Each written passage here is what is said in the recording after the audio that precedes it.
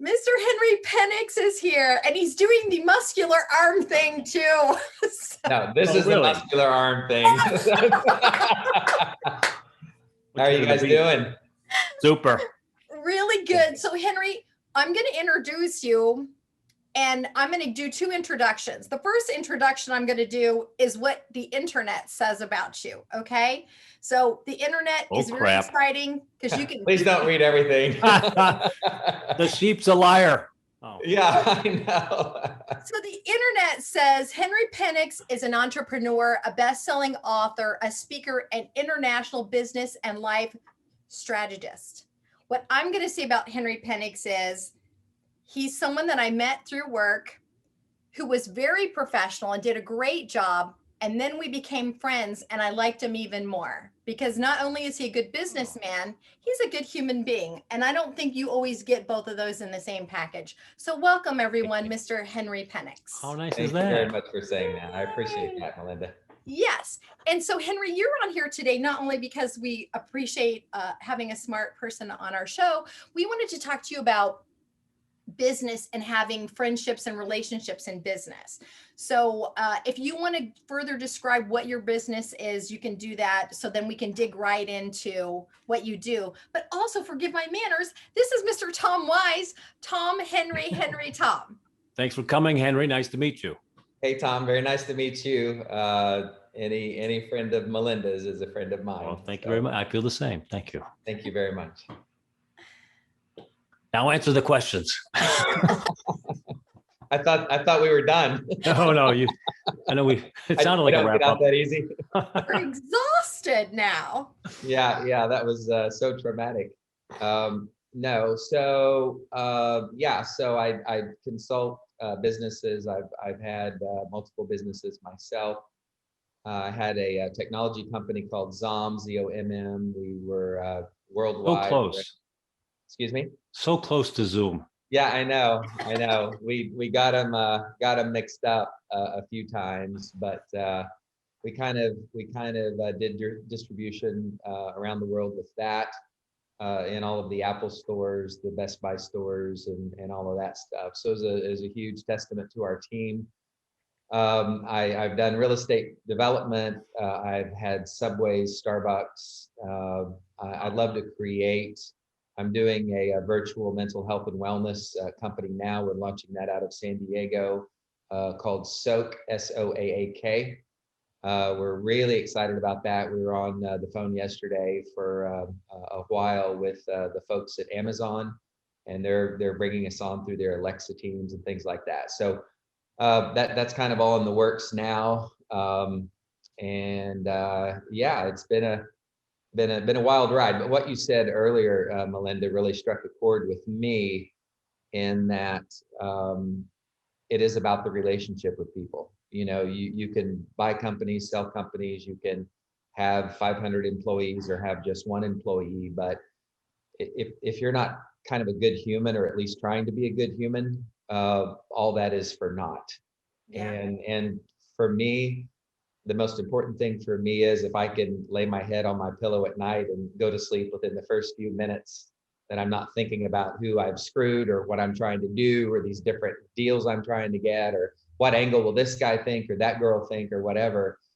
Like that means the world to me. And when you connect with good people, that's 90% of the deal right there. With you, when we were trying to get our first product at ZOMM way back in the day, yeah, on HSN, you came to me and gave me the God's honest truth. And I remember specifically walking around in my backyard on a Saturday, I think it was, and you took the time to reach out and give me the truth about some things and helped every way you could. And when you couldn't help, you told me why.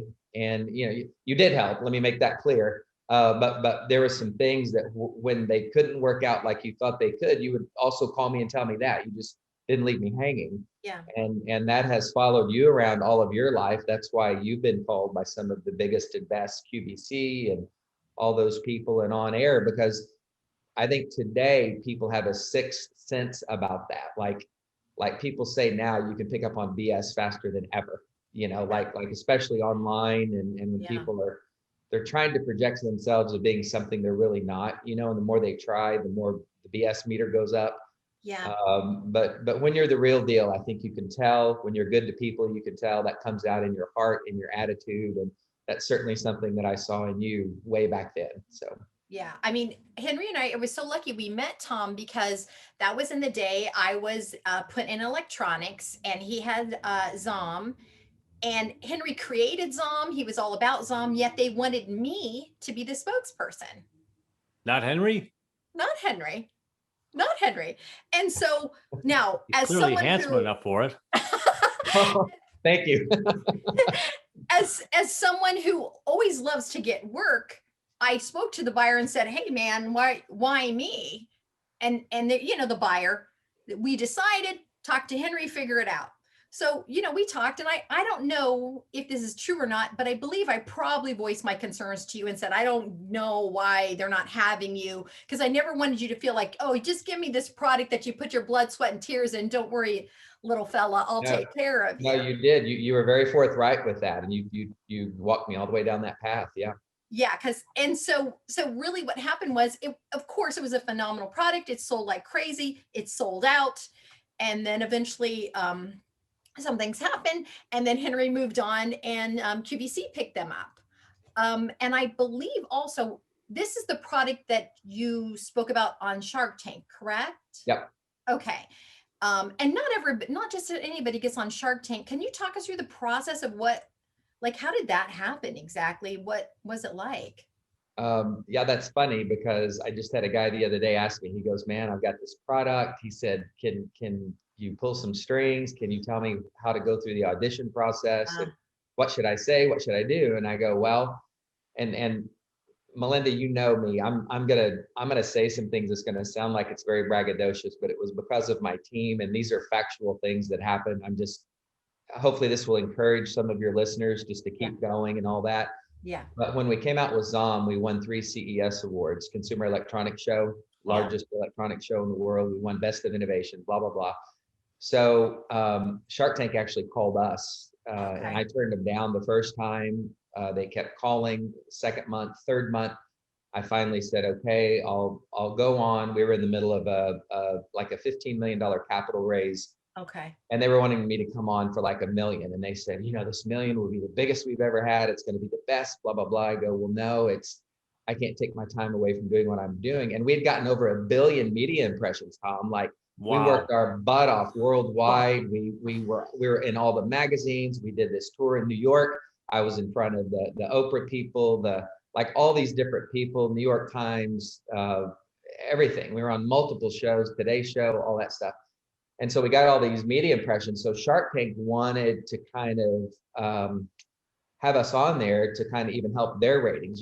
This was, I think it was in the second year maybe of Shark Tank or something like that. So, but anyway, so they called us, and I told this guy, I go, I can't give you any advice because we didn't try out. I go, they actually called us.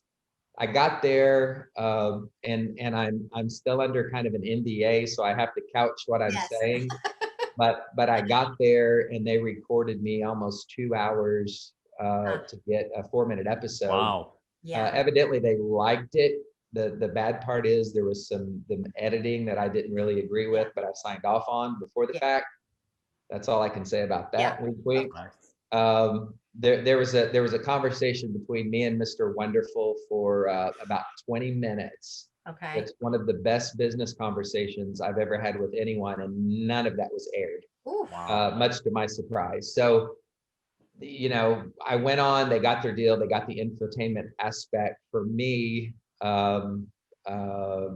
it kept playing as soon as, as recent as, I think it's about 2 months ago, somebody had seen it again. Wow. And this was something I had done, 4 or 5 years ago. So, so it was really, a buddy of mine was flying international, and even on the Delta, that thing you pull out different episodes and stuff, it was on there. That's crazy. That's he goes, crazy. dude, you're going coast to coast. Wow.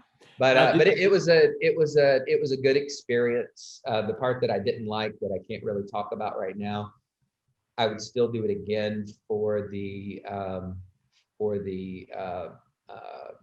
recognition and all of that. So it was it was ultimately good for our company. Okay. But it was quite the process. I learned a lot during that process. Huh. Okay. Did you recognize an immediate spike from the broadcasting of the show? We did. I know I was talking to a guy at the hardware show in Las Vegas. He had a kind of an odd, very specific electronic item for industrial applications, and he had a huge spike. I mean, it wasn't a consumer item at all. It's like, Right. This is for, somebody's putting up electrical poles. It was crazy. He said my business went through the roof. Yeah. It wasn't a million consumers. It was like just a few select people, but it's still hitting hard. And yeah, you get that. Our servers actually crashed. We had them daisy chained in the cloud so they wouldn't crash, but they crashed the first airing, and we had to get it up. And that was that was kind of a badge of honor. Yeah. But yeah, I had a great time with that. And then we took it on to QVC, and the part that we haven't said yet, Melinda, is so I was able to get on QVC and I passed their little behind the camera test. And so I did that for about 1.5 years, almost 2 years. And so one of the last episodes, and we did the Today Special Value, which very few products get that. They put you on for 24 hours, blah, blah, blah. Yeah. And but one of our last episodes was well, do you have time for me to tell the story really quick? Yeah. It's kind of cool. I mean, this would probably do good for your listeners too. It encourages me when I hear it. But so they had me down to do this behind the camera test. I took one of the people that were on my team at ZOM with me, one of our marketing people. And you have to go through this class. You have to pass the test. So I did. And they wanted to give the whole group the tour of QVC. Right. So they hadn't accepted our product yet. They just wanted to make sure I could be behind the camera and all that. So while the group went on the tour, I told my buddy, I go, cover for me. I saw the buying offices, and I don't know if you've ever been in that part of QVC, but there's like a sea of desks. Yes. There's like 100 desks, and all these have different departments and all that. So I went, like the group went that way, I went that way, and went in the buying office, went to electronics, and just started asking questions. And they go, well, the main buyer is this person. And I go, well, how do I get a hold of him? They go, well, he's an extension, blah, blah, blah, blah, blah. So I go back to the office that my team was training in. They were gone on a tour, and I called from inside QVC from the phone. So he picks up on the first deal. I go, I'd love to show you my product. I'm in blah, blah, blah, blah, blah. So he winds up coming to that little room. The first question he asked me, he goes, how did you get in and how did you get to this room? No kidding. And who in the hell are you? Yeah. So they were covering. He comes in. I'll skip a ton of detail. I sold him on the product, gave him a demo. He loved it. I passed the thing where you've got to be on air. Yeah. And so they started booking me. My first booking, Tom, no matter how cool I thought I was, we were like $500 or $600 away from the minimum you can buy. And I had my friends calling me, and I'm going, I don't know what to do. Like, if you don't hit this level, back then it was like $2,500 a minute or something like that, dollars. And so they go, you're almost there. You're almost there. They go, call and order some of your products. Yeah. I go, what? They go, yeah. So I'm in the green room watching my stats. Yeah. On the phone with QVC, ordering 2 more of my products. No way. And they go, can I, who is this? I go, this is Henry Penix. So we hit the minimum. They had us back. The next time we were at like 3,000. The next time we were at like 5,000. One of my last shows, I was on for 10 minutes. I did 2 10-minute segments. I did a 10-minute segment's a big thing. Like if you get past 6 minutes, that's a big thing. You know all this, Monday. But they had me on for 10 minutes. We did $720,000. Wow. We averaged over 35,000 a minute. Well done. And then they had me back that Saturday, and I did the same thing the next day. And this all came from me having to buy something to try to get 25. Is that something? So the whole thing. I mean, there's so many lessons in there. Never give up. Never take the path most taken.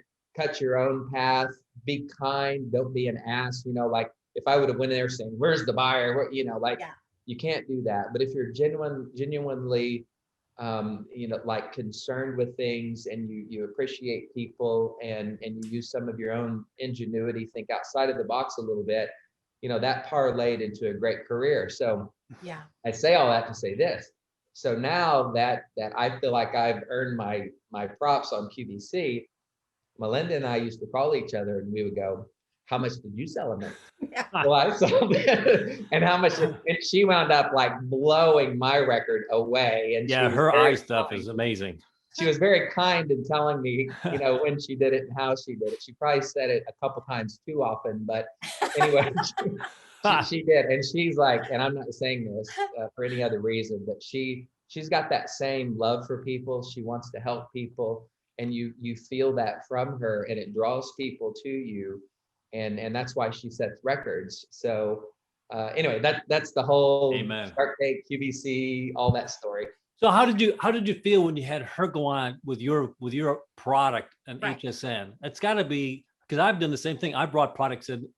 Well, I brought a product into QVC and they wouldn't let me go on because I was on at HSN. So I had to give it to somebody else, and it didn't work out well. The guy didn't do a good job. It was scary, Tom. It was like real scary, because if you get somebody misrepresenting your product, and it's not just that they wouldn't do it right, it's if they misrepresent Oh, it, that's a and problem. 1,000 people see it. Maybe somebody at Best Buy sees it, maybe somebody at Apple sees it, and it's like, well, this is not what I thought. And I mean, there's a lot riding on it. So Yep.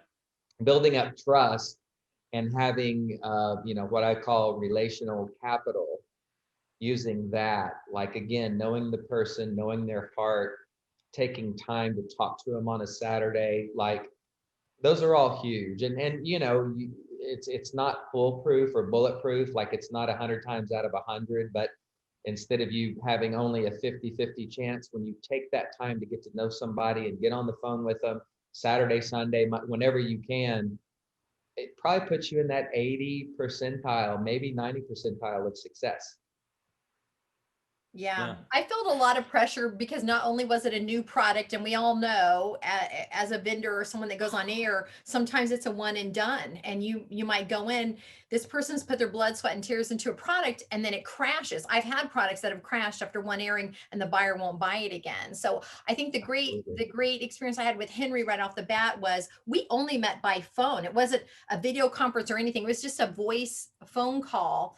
Right. And I expressed my concerns because it was his baby, and I didn't want him to feel like I was going to take over. That was a concern of mine, because I've had those uncomfortable conversations with vendors. Why didn't you do this? I told you to do that. And it's very stressful when you have a vendor saying, I will tell you how to do your job, when you're like, they hired, here's my expertise, you share yours, let's put it all together so we can, create this beautiful experience. Because you guys also know I could be doing my best job, the host can be doing their best job. If there's a news event, if there's something happening in the world that day, everything can fall apart. It's a magical system to make everything work just right. And I think but with you, Melinda, for me, bottom line, I knew you cared. Like, I felt in your voice, by the things you were saying, by you being honest and not trying to just BS me like other people had tried to. Sure. Like, you were one of the first people that came across totally honest, transparent, showed me the good, the bad, and the ugly. And for your listeners and just for people at large, like give them the whole story, like even the bumps and the bruises, because then you're not setting up an expectation that may not be realized. Like, if you set that expectation too high, I was introducing somebody to a group of people that were a very significant group of people, and it could have done us really good. It did do us really good. But in my introductions, I said, you've done this, you headed up this company, you headed up that company. And he goes, yeah, Henry, he goes, but I've learned in my career, he goes, if you set the expectation too high, then you've got a long way to fall. He goes, if you just set it a little bit, just enough to get their interest, then you can impress them. Yeah. But weigh the odds there. And how much do you say? What do you say? Yeah. And I got thinking about that. I go, well, heck, you're right. Yeah, that's smart. That's really smart. Well, Tom and I were talking on a previous segment about Shark Tank, and you answer this the most comfortable way you have. We all know most people are not comfortable in front of a camera. Yet all these people on Shark Tank, they know where to look, they know how to talk. So I'm guessing they're getting schooled. They're not just having people show up. They try to give the impression they just walk down there and they just start talking. Do they try to school you on how to be on Shark Tank? Um, Yeah, because most of them have like a 30-second planned speech once they hit their mark. Yeah. yeah, I'm trying to think because I was training to do QVC, Shark Tank, like all that stuff at once. So I'm trying to remember. They did put together a script, Okay. and the script, they didn't tell you what to say, but they told you sort of the sequence of events. So, Sense. create the problem, talk about the solution, get into, what investment, talk about valuation and all that. So they wanted, I guess what I can say comfortably is they made sure that you didn't get too far off the mark. Right.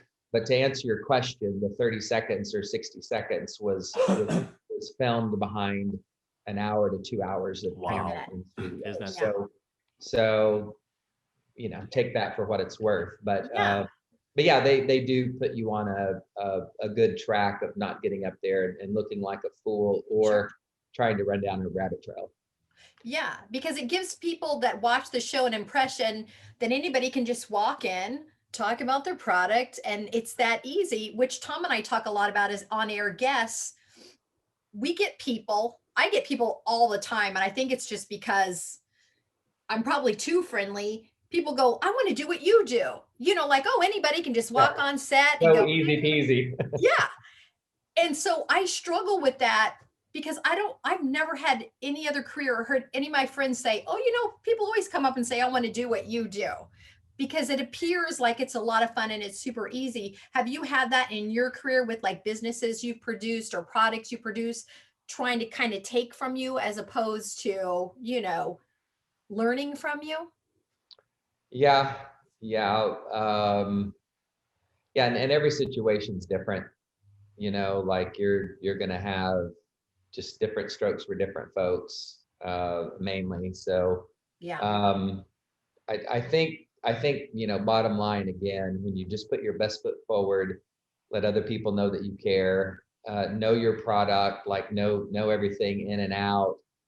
Then when you make a presentation, it does look easy and it does cause people to kind of start to vulture around you. Like it took a few years to make what you do look that easy, Melinda. Yeah. And Tom, I've never seen you on air or anything like that, but It's a mess.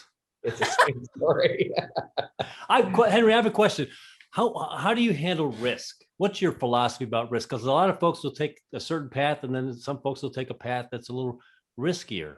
Would you have any This advice? podcast is a risk, Tom, and the way I was introduced was a risk. So I think you already know that answer. But to elaborate on that, you're obviously never going to get anywhere in life without taking a risk. And there's calculated risk, and there's jump off the cliff risk. And I've done both, and I've been rewarded by both, and I've been hurt by both. I've won a lot more than I've lost. Right. And who said this? Wayne Gretzky said, he never skated where the puck was, but where it's going. So to go somewhere beyond what people can see is a huge risk. I call it faith. My faith is very important to me as well. So I've got a confidence that I can do things that maybe other people haven't or didn't. Or if you make that first cut through the forest, it's always the toughest. And you second guess yourself, you second question yourself all the time, no matter how big and bad you think you are. There's always that question mark. So without risk, it's impossible and without faith, more importantly, it's impossible to get to where others haven't been. What's the expression? You're guaranteed to miss 100% of every shot you don't take. Yeah. Amen. Like that's one side of it. And I'm very curious by nature. I always try to think outside of the box. The QVC thing, that risk would have blown up in my face if the guy said you weren't supposed to be in here and kicked me out, which could have happened. Sure. But I had that faith and that confidence that I could go in and no matter what was thrown at me, I could handle it. And I think people need to remember that humans are human as well. And so he came in that office and was almost proud of me for doing that. Right. So it's like, I think risk, I think faith is a huge, huge part of things that I've been through that have been fairly successful. Well, are there any places that people can go to find your products and things that you're forwarding these days? Yeah, just my website, Henry Penix, HenryPenix, .com. And I'm on most of the social media stuff. I mainly just am kind of working on my own businesses now, so I really don't have anything to sell I do some consulting every once in a while, but I love venues like this where I can speak something or we can talk about something and we can talk freely that will hopefully help somebody and give them the next step in their life and in their journey.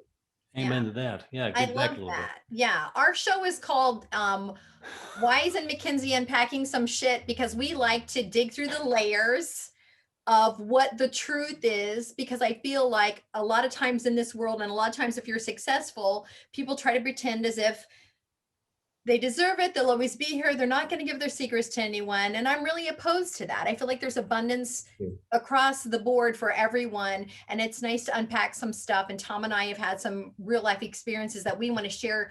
Just exactly what you were saying is that just really believe in yourself, take a chance, go out there, because if you don't try, you're right, you're absolutely not going to have any idea. I was told, I'm 60 now, and I was told when I was in my 40s that I was a has-been, that I was done, that I had no business being in front of the camera. I was told a lot of bad things. Had I bought into that, my life would be on a completely different path right now. And just simply because I refused to believe what the naysayers were saying kind of led me here. And I'm very happy. I live in New York now. I have a job, that makes me very happy. And it's really just simply because I started listening to myself and stopped listening to what the world was telling me I was incapable of doing. Yeah, and a lot of times, and do we have like 5 more minutes, or I wasn't given a time. Minutes. Do you mind? Yeah. So a lot of times that can even come from your family, Yeah. and from your close friends, and it doesn't mean that they don't love you. And this is very important. This is so important, especially to an entrepreneur. Doesn't mean they don't love you. It just means they don't understand you. Yeah. And I think my whole thing, and when I was speaking about my faith, God said he'll give you the desires of your heart, which that means he places those desires in your heart. Desire comes from the Latin root word sire. Sire is the male. So when you get that desire, you've also got everything that you need to make that desire happen. So when you're in your prayer, your meditation, you've got a certain desire, you've also been downloaded with everything that you need to make that desire come true. Interesting. So when family members hear your desire, and this is why you have to be careful, especially when a desire and that little seed is in infancy, because that's when it can be killed the fastest. Yep. But when you've got that little desire or that thought, and you blast it out to your family and expect them to understand it or to be as excited as you are, you're setting yourself up for failure, because number one, that dream, that desire wasn't downloaded to them, it was downloaded to you. Yeah. Secondly, they love you. They don't want you hurt. And if they're risk averse, which most people are, they're going to try to talk you out of it. And if they can't talk you out of it, they're going to try to shame you out of it. Yeah. Melinda, can you believe you grew up this way and you were this type of a person? This is never going to work. Well, you remember Aunt Joe or Aunt Harriet or Uncle Joe or maybe these days it doesn't matter. But remember all these people that failed and they start throwing up all these failures. That's what I'm talking about when that faith comes in, when that faith comes up to you that says the same desire that I got, and I know that I have what I need to make this happen. That's the same thing that's going to keep you going step after step and day after day, no matter what happens. But specifically when your family comes to you, don't let it be a thing. Don't let it be something that splits the family. Just understand, be big enough, back up to a 30,000 foot view and be big enough to understand that that desire wasn't given to them. It was given to you. And a lot of times they're just trying to protect you, no matter how horrible it may sound. I've had my own mom said, I had this great deal coming up one time. And I said, Mom, I'm so excited, this and this and this. And she goes, yeah, I just don't see how that could work. And like, I felt personally offended. And it was one of the greatest business deals I've ever done. but I couldn't blame her because she just didn't get it. She just didn't understand it, and that wasn't her fault. So I take that, I put that energy back into me, and I just let it happen, and I let it grow. And these days I watch who I tell certain things at certain times in the gestation of that little seed, you know, and remember, a seed will never grow. And I'm sorry, I'm going off here, but No, I love it. a seed will never grow unless there's some dirt on it. So when you plant a seed, you go into darkness, you get all this dirt piled on you, all the stuff that people talk about you and talk, but that's the only way that it can germinate. Ha. And then as it starts growing, it doesn't grow up first, it grows down first. So it's seeking a root system, it's seeking strength and stability, that when people start to see it, you're already rooted and grounded from the dirt. Let the dirt people are talking about you be your friend and help germinate you to this wonderful plant that's going to be not just the destination you can go to in life, but your destiny. Yeah. I like that. That's really great advice, because I really was offended by a lot of people when You've got a list. We all do, dude. We all, if you're doing anything in the world, we all do. Yeah, that's really great advice. I really love that. Well, thank you, Mr. Henry. Thanks, Henry. That's the least I could do. Well, and I've lived it. And hopefully you can hear that in my heart. I never talk about something that I haven't lived personally. And when you've lived something and been with something like that and been on both sides of it, again, if somebody can hear just a portion of what I'm saying and it helps them, then my job's done. Yeah. Well done. No, sir. that's beautiful. I love that. What a great way to wrap. Thank you so much, Henry. Sure. Thanks, Henry. Thanks for sharing. Yeah, thank you. It was great having you on. And I know you're a speaker. Do you still, like, if someone needed a speaker, you're still available, like if they would reach out on to henrypenix.com? Sure. Yeah. I kind of work it in the stuff that I'm doing on the business end, but I love speaking to audiences, love doing interviews, and it's that lights me up. That makes me happy. Yeah, that's great. All right. Well, we'll share all your information on our, when we send this out via YouTube and iTunes. So thanks again, Mr. Henry Penix. Yes, Thanks, Henry. Nice meeting you.